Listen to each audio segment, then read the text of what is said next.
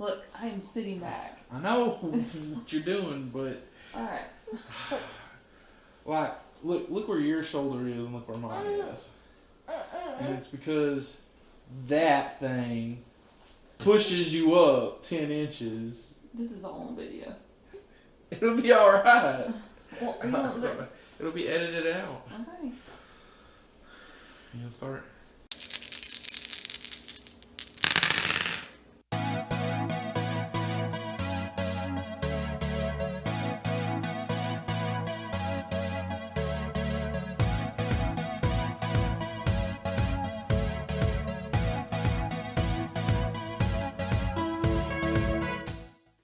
Hey guys, welcome to the Family Dies. If you're new here, my name is Hannah. And I'm Edward.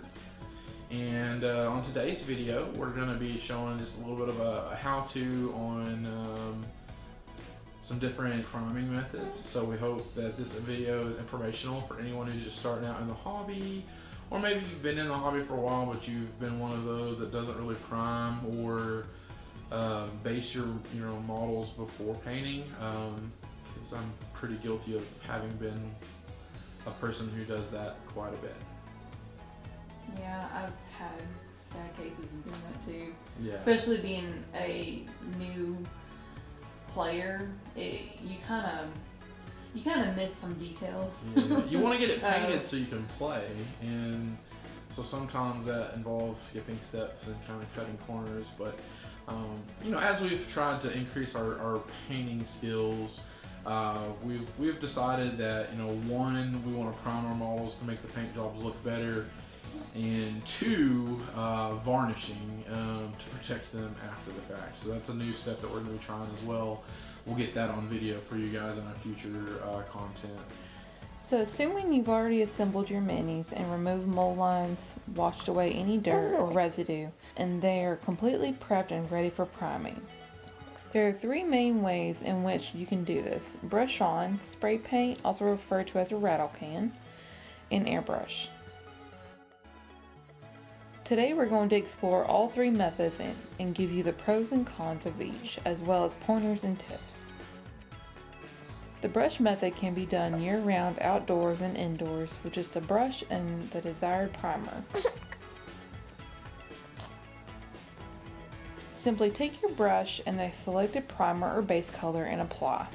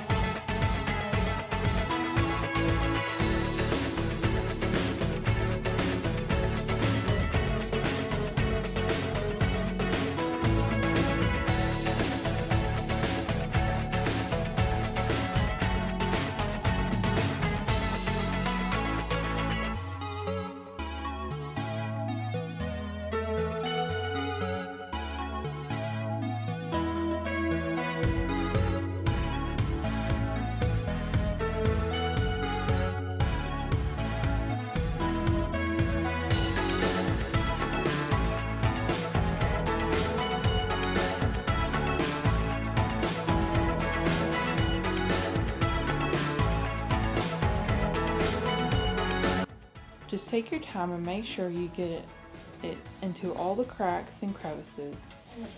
You want the model fully coated. It's easy to do and requires little experience. The downside, however, is it can be very time consuming since you can only do one model at a time.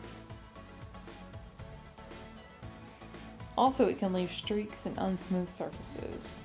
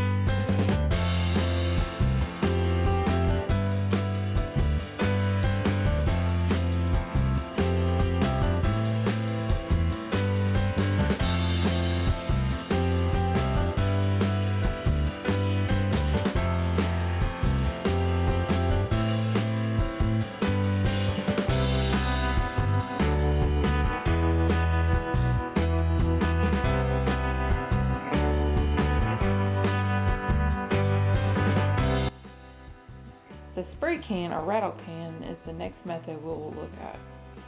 There are many different rattle can options out there. Pick the one that's going to work best for you. Remember, you get what you pay for. You'll want to do this outside, and you may still want to have a respirator just to make sure you avoid as much of the fumes as possible. Never spray directly at the model.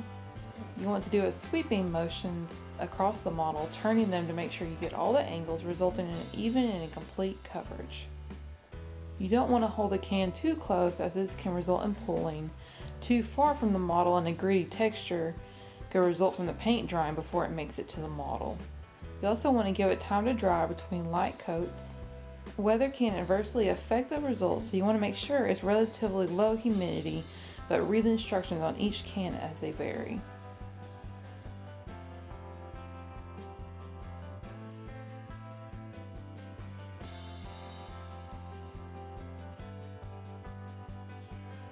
It's a relatively quick and inexpensive method of priming. And it's great for being able to prime in batches.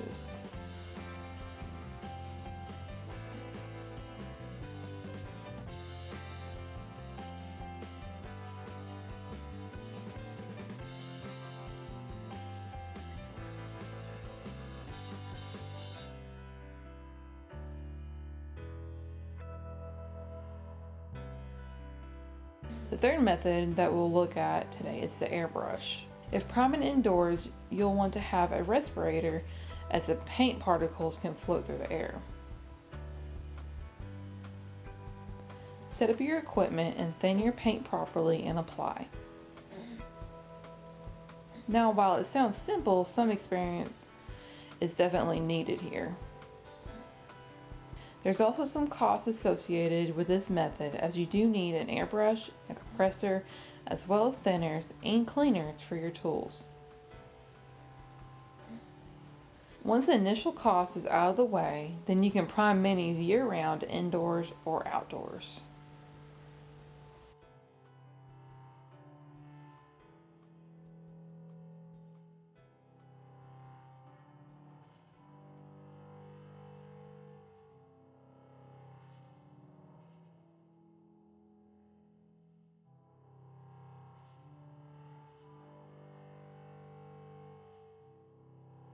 Make sure you allow time to dry between coats.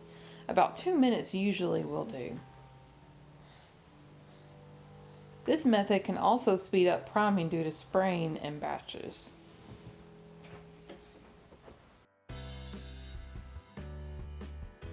As with the rattle can, you don't want to hold the airbrush too far or too close.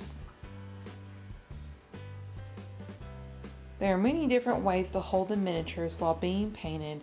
You can hold them individually, or if you're doing batches, you'll want to use a strip of cardboard, a stick, or the bottom of the minis box works well in our opinion. Just remember, no matter which method you choose, make sure your models are secure with double-sided tape or poster tack, as you'll want to turn them to get the bottoms and other angles.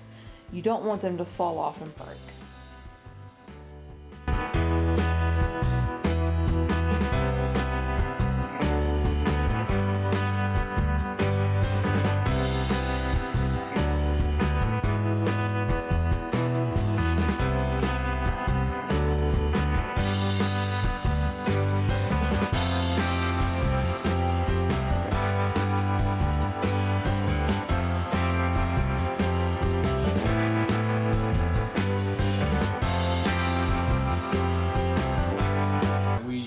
That you guys enjoyed the video. We hope that you got some good information out of it.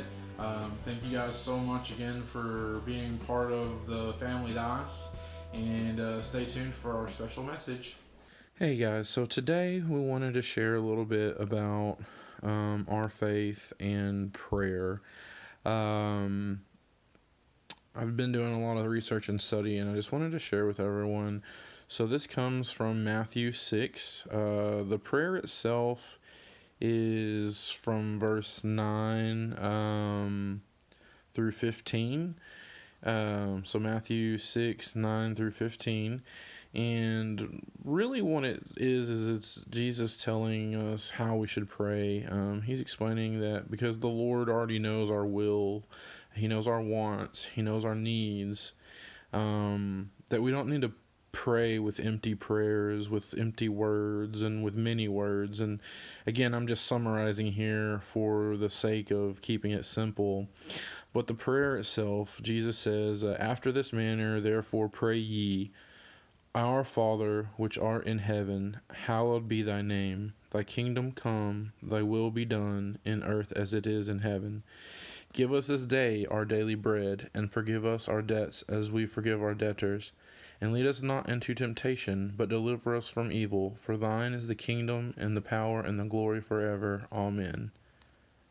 This is how God wants us to pray, and we also want to pray this over you guys. And we want to remind you that we do take prayer requests, and we're here to answer any questions you may have. Thank you all. Love y'all. God bless.